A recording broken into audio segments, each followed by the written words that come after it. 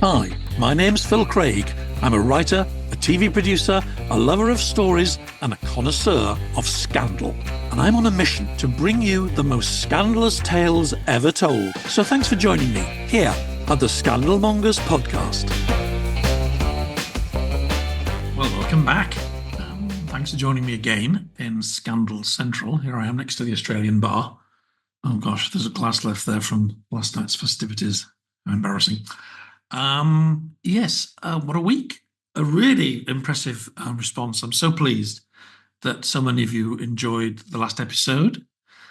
It was lovely to talk to Leo about cricket, and he was a bit anxious. He has Parkinson's, and he was a bit anxious that he wouldn't come across as well, perhaps as he would like to. But I thought he came across fine.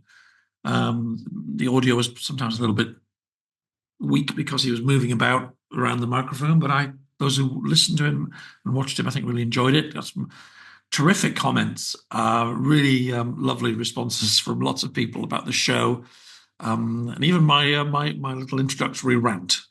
Not rant, my judicious and careful analysis of the state of the world with regard to the world of scandal anyway.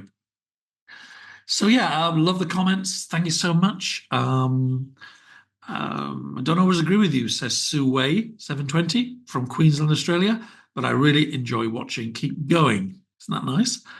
Our friend Jonathan Brewer enjoyed the cricket. Thank you for introducing cricketing terminology in a fun and entertaining way, Phil. In my years, I was infamous for delivering a wicked googly. Bet you were, Jonathan. Actually, he also reminded us of the famous cricket score from the 70s, where the actual result was one of the batsmen being caught out was Lily caught Willie, bowled Dilly, which inevitably made me think of the funny and rather naughty and probably apocryphal cricket commentator when there was a batsman called Michael Holding and a bowler called Michael Holding, famous West Indian bowler, and a batsman called David Willey. And of course, the words uttered were, the batsman's holding. No, the bowler's holding the batsman's willy. That's the one. How can I forget? Yes, apocryphal. I've never actually heard it. I don't think it was ever said, but it could have been said because that's what was happening.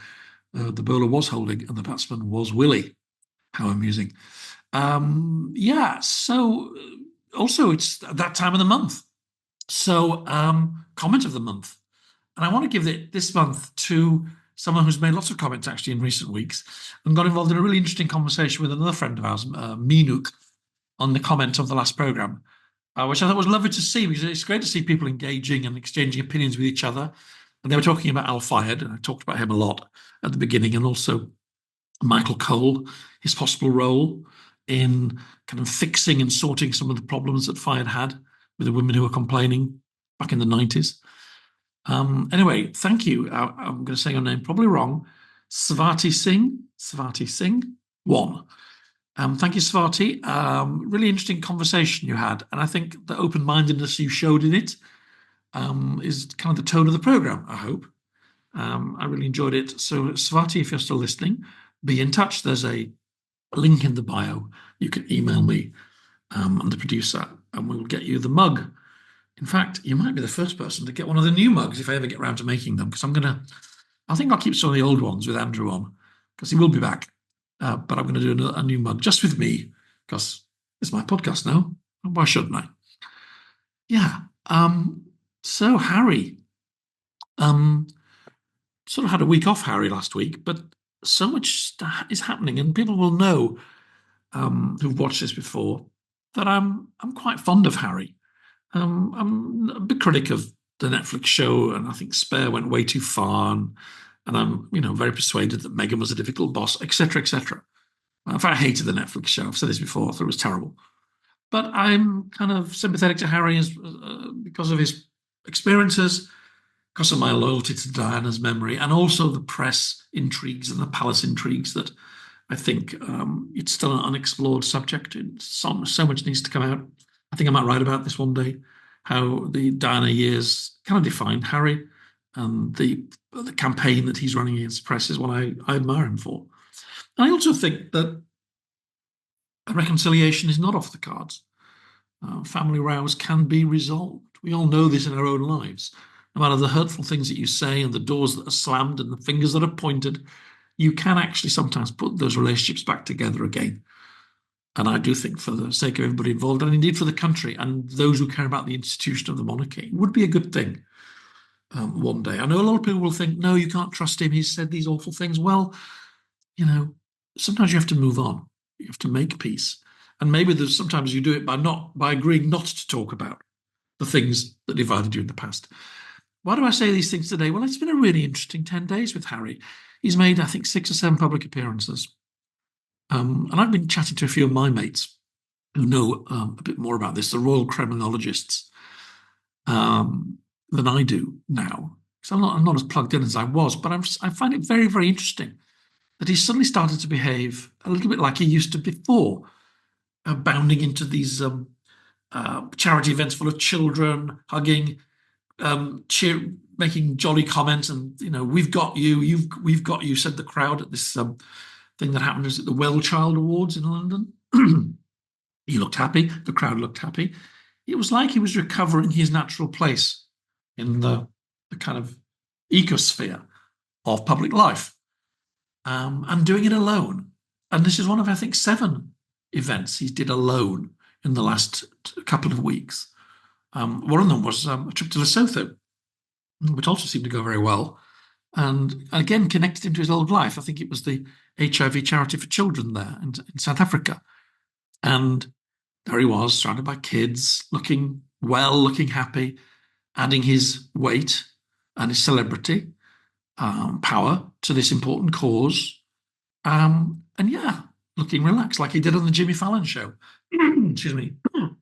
If you saw that in America, again, kind of going back to basics. And I do know, because people do talk, that there have been conversations, and they made their way to the press. But there are other conversations going on. I think the Spencer family are involved. It's no surprise that he's been staying with them quite often in recent months, and that there've been a kind of public show of support from the Diana's old family.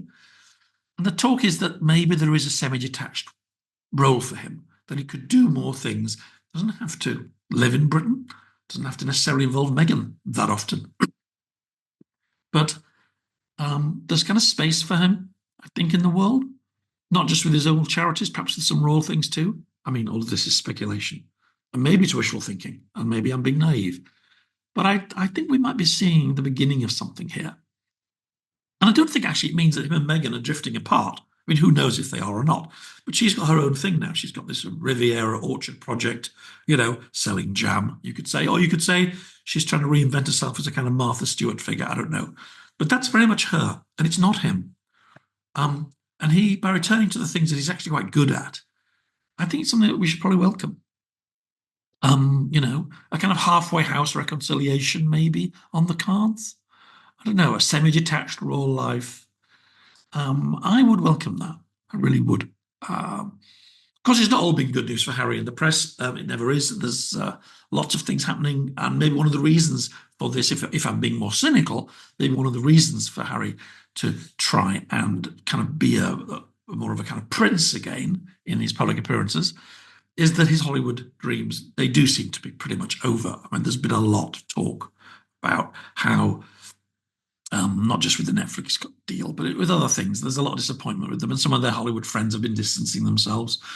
Even the Beckhams, it was interesting that David Beckham's filmed with William, and apparently the stories are that, Meghan and Victoria don't really get on, perhaps never have. And it's interesting that, I guess David Beckham perhaps represents a certain kind of traditional loyalty to the royal brand. He famously insisted on queuing for 12 hours. He could have probably jumped the queue, but he got queued for 12 hours to see the Queen amongst all the other kind of subjects who were queuing. And he wanted to do that, which I think shows the power of the royal brand, of course, and the pull of it. And, and maybe Harry's feeling that now, that he's separated himself from something that's actually part of him. And the more he does things that remind him of that time in his life, perhaps the happier he is. I don't know. I'm getting into cod psychology here. I just thought it was interesting.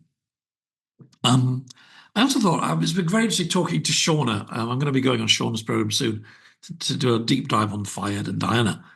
And Shauna, she's always encouraging me to share stories of my past. So we were sharing memories of the 80s and the bad hair days and what we used to get up to. And it led me to reveal something. I'm going to put a link in the bio because it's fun. That I was in a band in the early 80s. And well, it wasn't a particularly successful band. It made one record. I didn't even play on it. And I think there were 500 copies pressed. But Mrs. Craig was the singer. And this particular record didn't do much in the early 80s, but it was rediscovered about 20 years ago by a whole load of really cool people.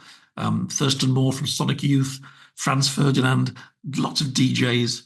And we only heard about this because it started being played on radio stations and in nightclubs. And my kids were now of an age to go to nightclubs. And I remember one of my best memories of living in Australia is walking down George Street in the middle of Sydney and getting a call from London thinking, what's going on? It's 3 a.m. And it's my daughter in a nightclub in Shoreditch, trendy Shoreditch. I'm saying, I'm in this club and mum's singing. So yeah, there's an insight into my past life, or rather Mrs. Craig's past life. And I'll put a link to the song. It's kind of cool in the bio, and you can apparently of these 500 singles, they are now a collector's item. I've seen them on sale for like 80 or 90 pounds each. I think I might have one in the attic. I could fund a couple more podcasts, couldn't it? Anyway, I'm sure Shauna and I will be talking more about this stuff when I next see her.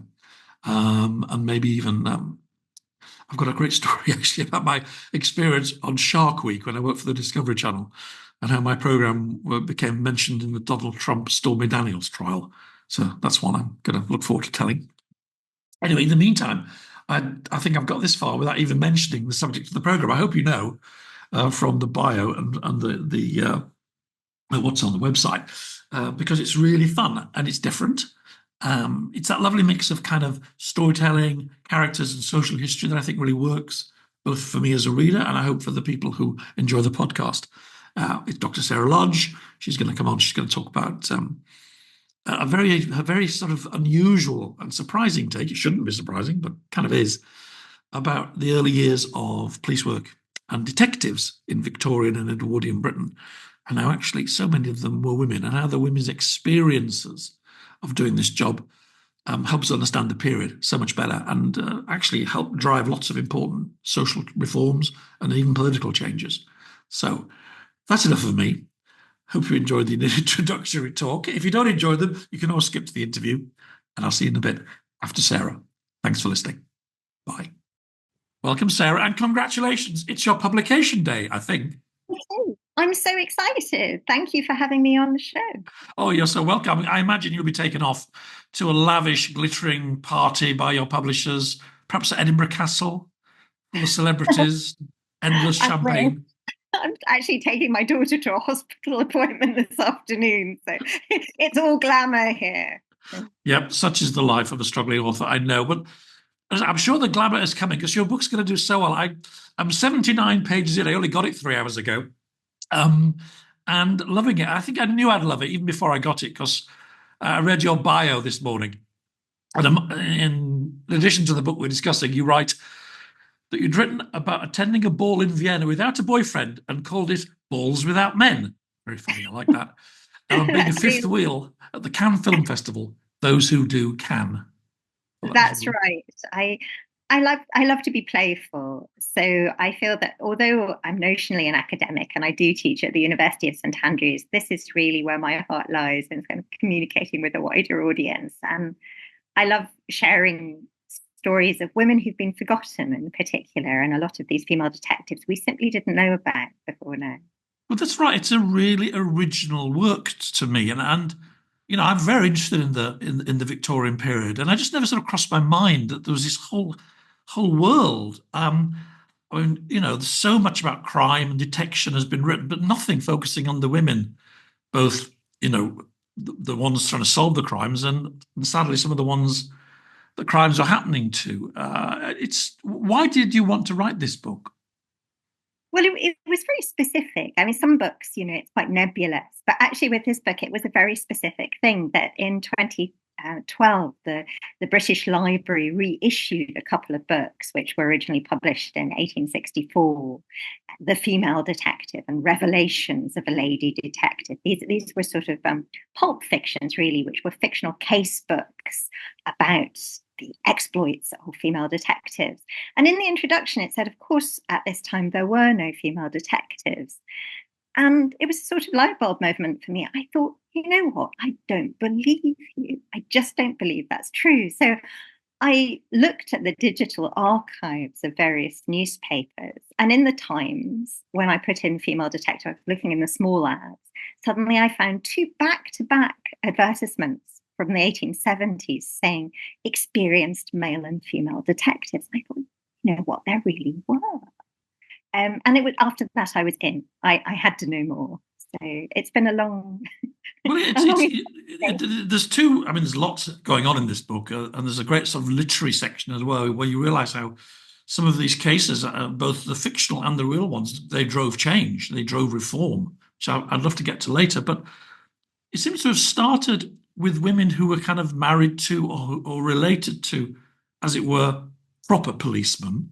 And then it burgeoned into a sort of private, perhaps more lucrative world where, women could work sort of for hire using their skills to solve crimes.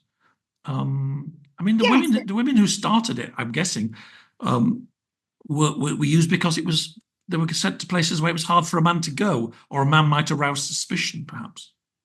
that's right. I mean, really, from the beginning of the police, and the police as we know them are really a Victorian invention. Women are needed. And they're needed really for two reasons. One is that, of course, when you have a female suspect, then as now a bit like drug mules, suspects conceal things on their person, sometimes, in feminine undergarments, sometimes in even more private places. Sometimes they swallow things. So you needed a woman. A man could not with propriety undress a female suspect. So you needed female detective searchers in the station. But you also, as you just said, needed women who could go to places that men couldn't easily penetrate. And there were a variety of such places. So backstreet abortionists, for example, but also kind of all-female betting rings, which existed in the Victorian period, and fortune tellers, which is something we would never think of cops actually shopping today. But it was a big deal in the Victorian period that there were mystics and psychics, and it was considered a problem, I think, largely because working class women were going and consulting these people and paying sixpence, to look in a crystal ball or have their hands read. And a lot of them were domestic servants, and their masters and mistresses didn't much like this. They felt that maybe domestic servants were even stealing money or stealing flour or bacon and things out of the larder in order to have goods to give to such fortune tellers, and they wanted to put a stop to it. Now, as a man, you just couldn't get into these circles at all. So there's a long history of women actually being sent. It's the underworld, as you describe it. It's not just the sort of Bill Sykeses, No. the armed robbers, men with clubs. I mean, there's all sorts of things going on. Dodgy fortune tellers, these coiners who will throw molten lead at you if you cross them, faking currency. A lot of counterfeiting in the Victorian period, and you're just as likely to get a bad coin as a good coin, and women are quite involved on both sides of that illegal practice. Also, embezzlement. I mean, we know this happens now too, that somebody who's a member of the council who's trusted for many years will suddenly make off to Spain somewhere else with huge amounts of money. And this happened in the Victorian period too. And often women are used to try and get to these men, to smoke them out through their wives or families, that it will be much easier for a woman. It's a very dangerous job as well. I mean, there's an extraordinary story of this woman called Club Nose. Tell us something about her, because she seems like quite a tough character herself. Absolutely. We don't absolutely know if this woman, Margaret Saunders, otherwise known as Club Nose, was real or fictional or something in between. But there's a lot of evidence that suggests that she may have been a real personality or based on a real personality. she was very small. She was facially disfigured. She could pass as a man. It was said that she acted as a nurse. So this was one of the ways that she could get into working class households where malfeasance was suspected, that she might be the person who was actually delivering your baby or nursing you through scarlet fever, only to clap you in the eye. So you can tell in a lot of these articles about her that there's kind of admiration for her being a kind of double agent, but also distaste, because it's very unwomanly, of course, to exhibit such coldness, in a sense, playing on other people's compassion, other people's neediness. And that ambivalence about women in detection kind of runs through the period, that there's huge excitement about the figure of the female detective, on the page and on the stage, just as there is today. But people really aren't at all sure that women should be allowed to join the police, and they find it immoral, potentially, that women are working for private inquiry agencies. So a lot of I people. love your moving more into the sort of private investigation side of life. You tell the story of the wonderfully named Clara Jolly Death, who sounds like fictional, but is actually completely real, I think. Completely real, yeah. This was actually the hardest case for me to crack, and nobody had ever looked at it before. It's an 1897, very odd case, really, in Haddington, which is not far from Edinburgh, where I grew up. There's a laird there, William Hamilton Broome, who applies to the wonderfully named private inquiry agency of Steggles and Darling. And they send their agent, Clara Late, on a train all the way from London to Haddington to investigate events in the Hamilton Broome's household. Now, Hamilton Broome is kind of fearful for his life. He's quite paranoid about his servants, about the people surrounding him, threatening behavior, a lot of small things, a pony has been injured and has died, eggs smashed in the hen house. He's worried that people are getting to his servants and preventing him from having good servants, perhaps corrupting information around him, and that the people, maybe even his post at the post office is being tampered with. So it's all a very sort of film noir kind of setup. And Clara Late, as she's called, that's her alias, she works there for a month, which is quite a long engagement, as a linen maid. So she's undercover. This is her undercover role. She's working really long days from 8 in the morning till 9 at night, stitching the stair carpet, mending the linen, but all the time interviewing people covertly, trying to find out what's going on, and then reporting to her employers very late at night. And what she finds out is this sort of tissue of suspicion, but nothing very definite. It's clearly things are wrong in this household, but there isn't actually a villain or an identifiable villain. It's more that it's a toxic situation which has actually developed after a messy divorce and Well, I thought it venereal. was an interesting story because the Jolly Death Yeah, takes you into one of these very sad domestic situations. And a lot of the stories in your book, even though the book's full of humor and lovely sort of moments of kind of scandalous misbehavior, there is something sad in a lot of the stories that I've read so far, because these women are revealing often the suffering of other women. And yeah. they're used to help sometimes men get a divorce, sometimes women to get a divorce. And you realize, and I think I didn't know this, how very unfair that was, how hard it was for a woman to get a divorce and how easy it was for a man. Yes, So I mean, this was really what came up for me.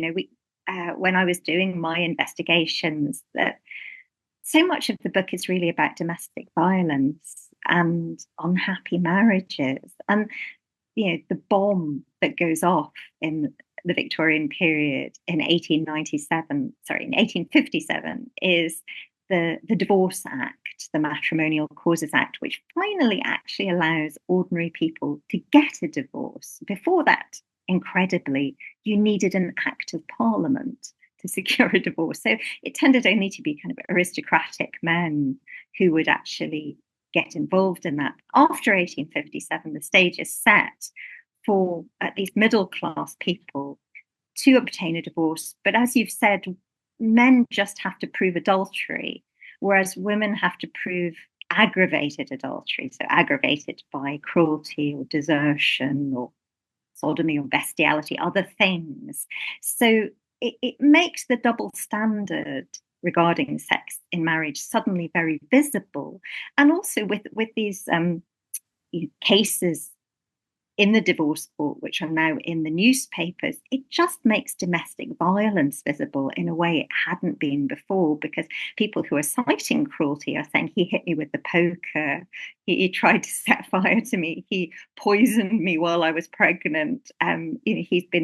He's a local vicar, and he's been actually attending the local brothel every week since the beginning of our marriage, and he's infected me with an STD. And these were things which, of course, were not public before this period. So it's very scandalous, it's very sensational. And people need detectives in divorce, because how are you going to prove that your other half is having it away? And again, if you're a female detective, it's probably quite easier to sort of loiter in the back of a hotel, perhaps, Yeah, to yeah, observe somebody going up to the bedroom, but which I yes. guess is what they had to do. Men often, they were going to their gentlemen's clubs and other kind of all male spaces, but as a female detective, you might be able to get into those spaces by pretending to be a woman of easy virtue, or pretending to taking a job as a maid, because there were domestic servants everywhere in Victorian life. So you could penetrate those spaces, and while working as a cook or a housemaid, or in a private home, perhaps as a governess, you could observe what was going on. And did some of the women you write about feel sort of conflicted about, damaging the interests of other women? Because, as we said, a divorce could mean all sorts of bad things for a woman. She could lose her property. She could perhaps put herself in a situation a little bit like some of the characters in, a Wilkie Collins novel. Yeah, I mean, married women really don't have property in their own right unless it's been, very carefully settled upon them, perhaps in a marriage settlement or at an early stage. And one of the things that all of this really exposes is that by the law of coverture, women just don't have an independent identity legally in marriage. And there are cases where a man marries a woman and then he goes off the next day, and yet he has right not only to her property but also to all her future earnings. That when you marry, effectively, you may be marrying somebody who's perfectly nice, but women are stepping into this kind of hole where potentially they can just fall and fall and fall all the way to hell. Even if the man is not abusive, they're letting themselves in for this terrible legal anomaly. And as you say, I'm sure that female investigators did feel enormous ambivalence. We don't hear from very many of them in their own words. So later in the century, there are a few women, middle class women, who run their own agencies, people like Kate East and Antonia Moser, and they're more visible. So we have some newspaper articles that they wrote. We have some letters and some more evidence of their lives. But a lot of these early women, working class women, we don't know from their own perspectives how they felt about the work that they were doing. We only have the newspaper reports and the court reports and the kind of genealogical evidence of their lives. We mentioned that some of these kind of stories, especially the stories in the divorce courts, they drove a desire for reform. You mentioned in the book, you call it the most influential detective story that you've probably never read. A woman called Catherine Crowe, who wrote a book called The Adventures of Susan Hopley, or Circumstantial Evidence.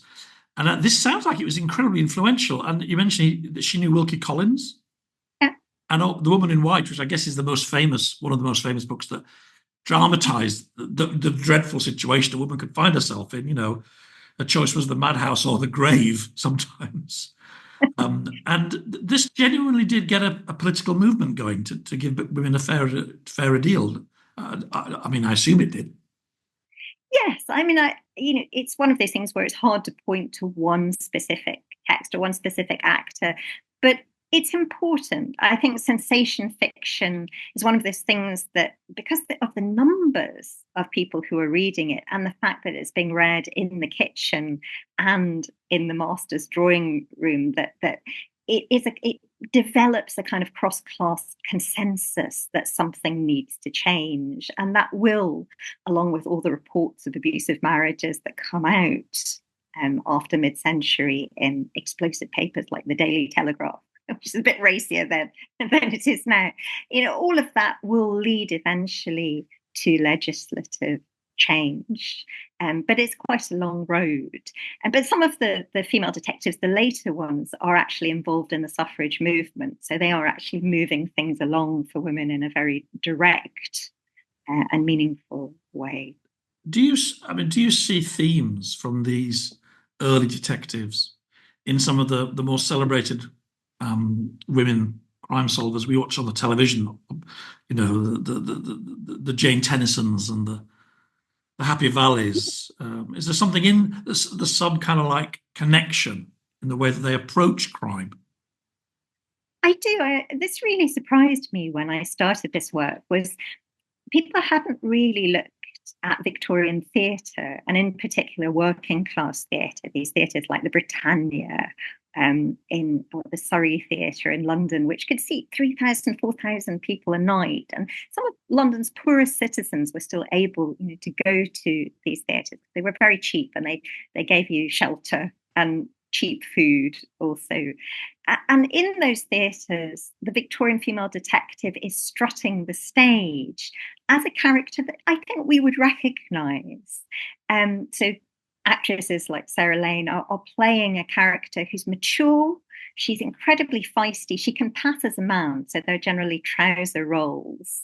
And they carry guns, and they are fist-swinging, gun-toting, pun-loving detectives. So one of the thrills, I think, for those working-class audiences, not exclusively working-class audiences, is that they see women who are really giving as good as they get and helping oppressed women to get even. So in these melodramas, it's typically some schmuck who is trying to he's murdered his wife, he drowns her in a lake on stage, lots of booing.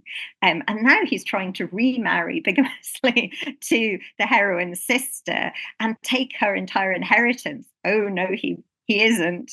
And the female detective is the woman who's going to stand between him and that horrible goal. It's the mayor of Easttown of its time, isn't it?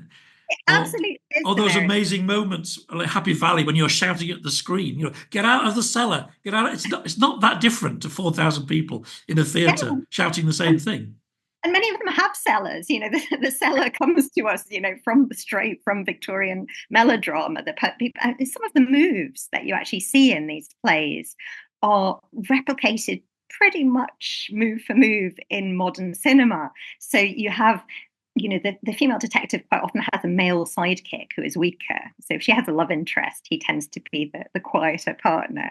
And then you have the moment where the ingenue, the young, beautiful woman, she's been trapped by Nat Burke, murderer and safecracker. And he's tied her up. Of course he has. Tied up the female detective's sidekick.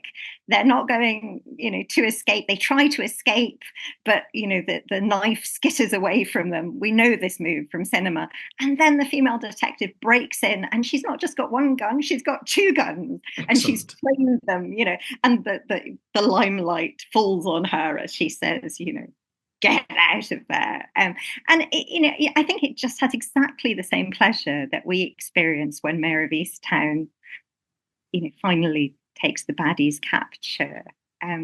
Also, I think, we still live in a time, don't we, where, the Sarah Everard case kind of hangs over a lot of this, doesn't it? One of the most upsetting crimes I think we've seen in decades. Anybody who doesn't know, maybe who's not British, it's a woman who was kind of tricked by a policeman and then taken away and raped and murdered, and sort of had faith in the police, and that faith was exploited.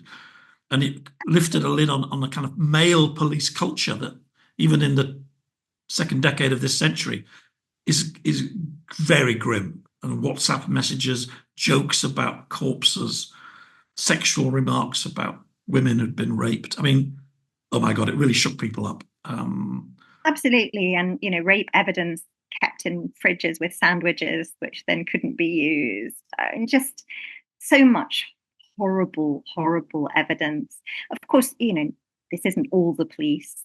We all have friends who are policemen and who do an amazing job. But I think it did come across to me very clearly that right from the beginning, there is misogyny in the police at a very high level, because they're not paying women properly. Women are part of policing from the very beginning. They have to be, and they have to be available day and night. These female searchers, they're not just searching suspects. When somebody's committed infanticide, and Victorian women do sometimes, they're brought into the station in the middle of the night. And who has to sit with those women who've done the most awful imaginable things? Who has to sit with the women who've been victims of domestic violence and look at their bruises and testify in court? These are women who are part of the police, but they're paid pennies. They're paid on a kind of case-by-case basis. And the police know that they need to salary women, but they don't want to spend the money. They also don't want to spend the money to actually have separate kind of male and female cells. So sometimes female suspects are actually getting raped by policemen. And I found evidence of this in the Victorian cases that I looked at. And then the men get off because they say, oh, well, she's a woman who was in the workhouse and has had sex before. How can we trust her evidence? When did women first achieve a kind of professional rank within the police and a proper salary? Was that not until the very end of the century? Yeah, it's in the 20th century, so it's really not until... Is it really? Goodness me. The First World War, sort of 1917, 1918, depending on which part of the country you're in, that women, as in so many other professions, they'd kind of been doing the job while men were at war because there weren't enough male professional bodies to do it. And so having done it, they said, look, we need the uniform and we need the salary. And finally they win it, at that time.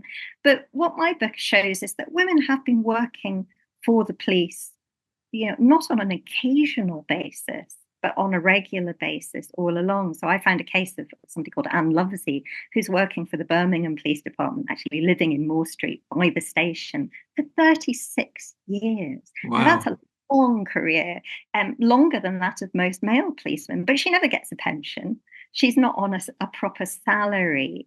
And it seems to me also that policemen's wives and policemen's widows are simply being used, sometimes in very risky kind of sting operations in the period. And this happens across the country, despite the police rhetoric, which says separate spheres, women in the home, men in the public sphere. And they actually, in some cases, forbid policemen's wives from having a job outside the home because they say, well, her job is to keep his buttons polished and his uniform smart and to maintain a respectable home. That's her job.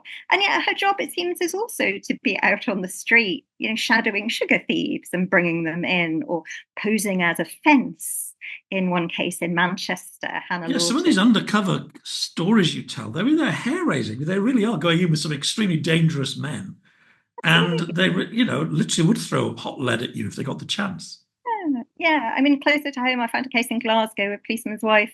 It's to do with food adulteration. There is food adulteration legislation in the Victorian period, and she's gone into a shop where they're suspected of doing what many shops do. They've been maybe putting lime in the flour or doing other things to make things go further.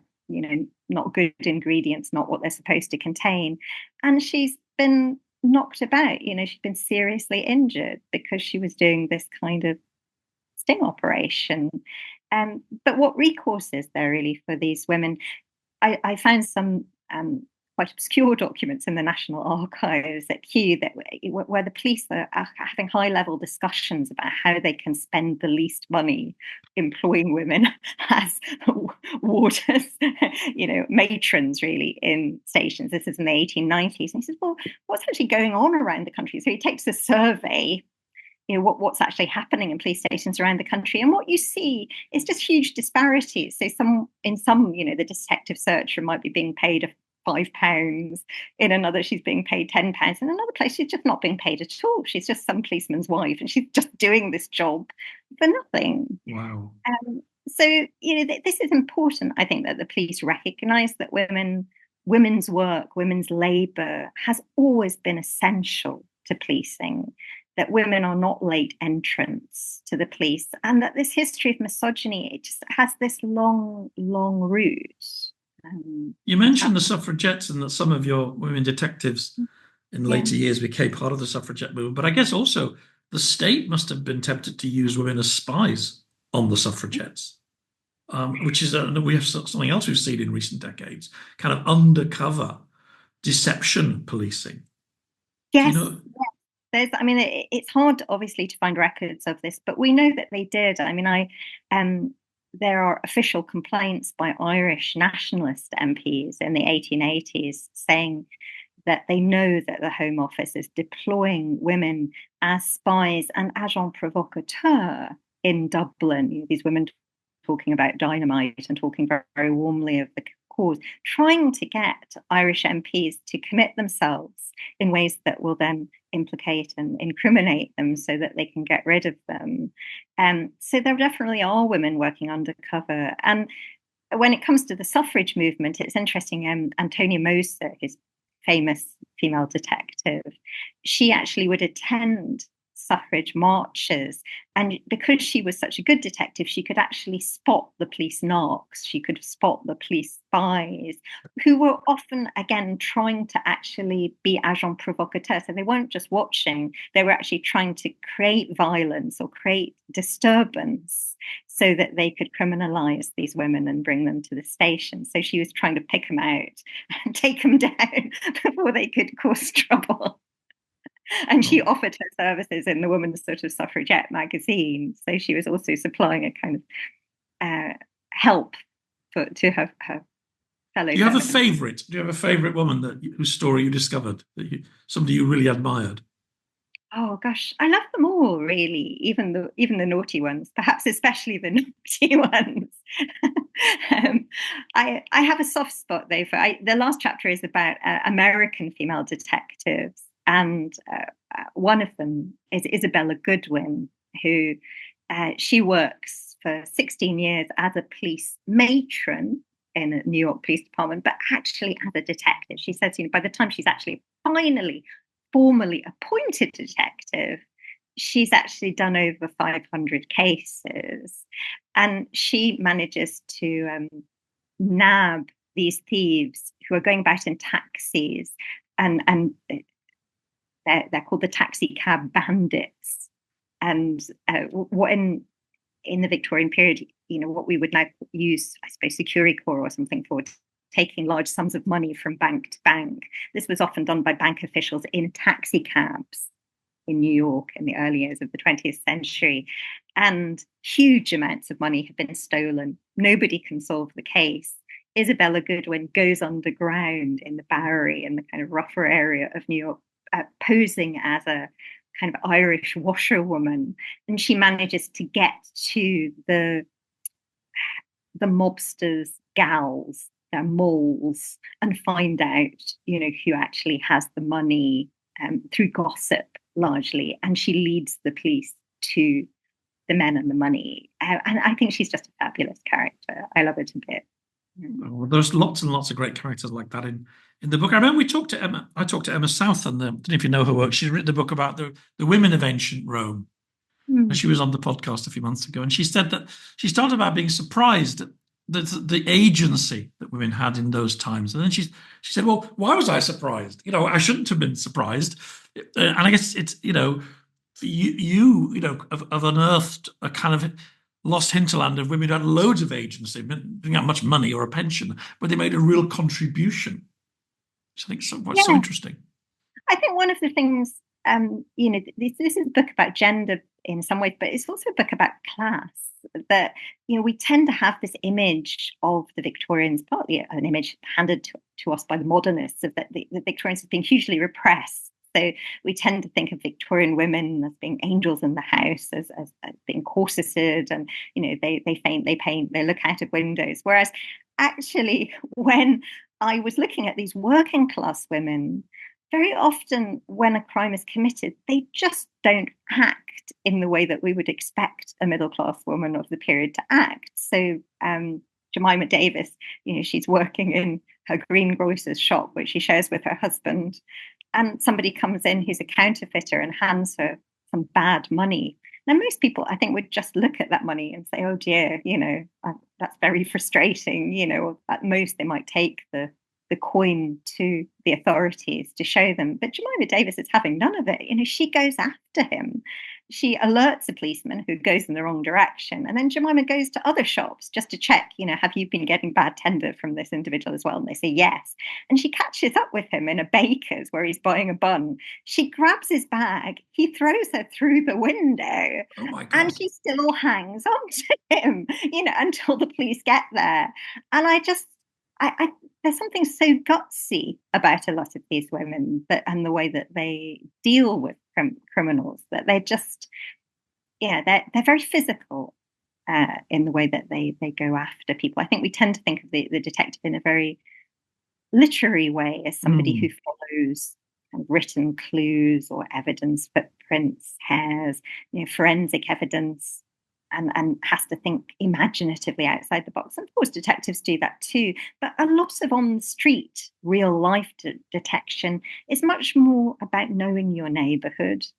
It's much more about being able to pass as a fellow working class person so that you can, be a servant who overhears crucial information.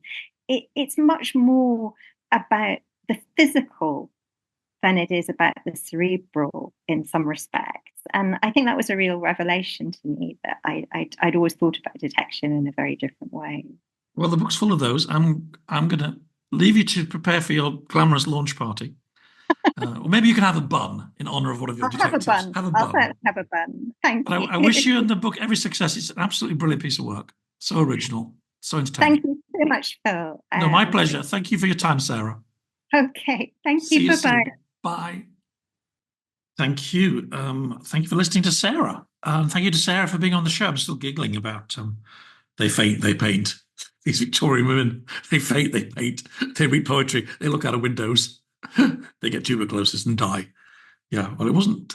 No, she brings them to life, doesn't she? Such colour. I've been thinking a lot about this, actually. I'm writing a book. I think I may have mentioned my book before, but I'm writing my book. And at some point next year, I shall be bombarding you with propaganda about this book. One of the characters is a nurse. I've been very lucky to get this diary from this woman who was a nurse in Burma, an Indian, Second World War. Fantastic woman called Angela. I think I'm a bit in love with her. Can you be in love with someone you've never met who's been dead 20 years? I don't know. But her character comes through in this book so beautifully. I really hope I do her justice in the one I'm writing. Anyway, there's a set about sex in this book, in her diaries, of course, as well, which I'm basing this account on. And I think it's part of our brains where you don't think of your parents having sex, your children having sex either, but you don't want to think of your parents having sex, and it's kind of embarrassing, maybe, and maybe also at the time people, whatever they did in their private lives, they didn't write about it, they didn't publish it so much until the age of, I don't know, James Joyce. They didn't anyway. But I suspect people had more of it in those days than they do now, or at least as much. And certainly under the conditions of wartime. Angela, by the way, was perhaps not. She's observing other people.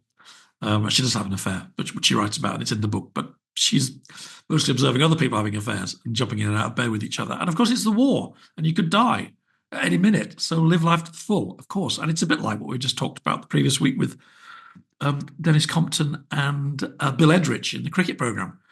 And I did a bit more work on Dennis Compton, actually, because he wasn't the subject of the show. I think there's a bit in the interview where Leo says, he didn't even have to try with women. They would literally pursue him. He was so kind of dazzlingly attractive and famous and good looking that he would come back to his hotel on a tour, and he'd find a woman who'd somehow got his key in his room, in his bed sometimes, on the off chance that he might come back and they could be together.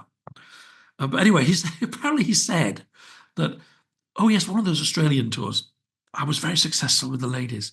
I think I bedded 100 of them on the boat going there.